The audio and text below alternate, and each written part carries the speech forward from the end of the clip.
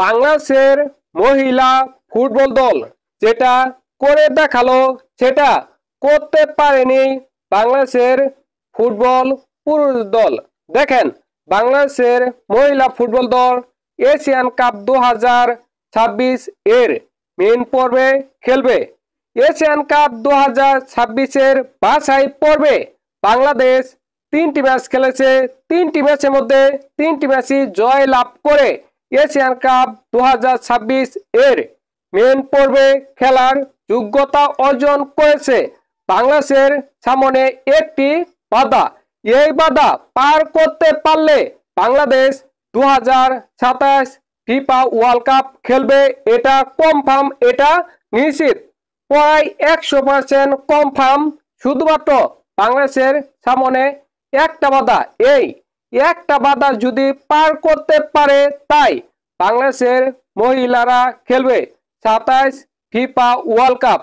একবার ভাবতে পারেন বাংলাদেশের মহিলারা কতটা দুর্দান্ত ফুটবল খেলতেছে। দেখেন, এশিয়ান কাপ 2026-এ 12টি দল খেলবে।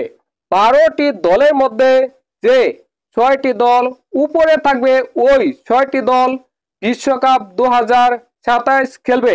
বাংলাদেশ কি পারবে না টপ 6-এ থাকতে? অবশ্যই পারবে। কেন পারবে না? কারণ মাত্র 12টি দল খেলবে। ওই 12টি দলের মধ্যে সেরা 6-এ থাকা খুব কঠিন নয়, আবার খুব একটা সহজ নয়। কারণ হলো এশিয়ান কাপ 2026 মেইন পর্বে যে 12টি দল খেলতেছে তার মধ্যে বাংলাদেশ সবার চাইতে নিম্ন, এটা মানতে হবে।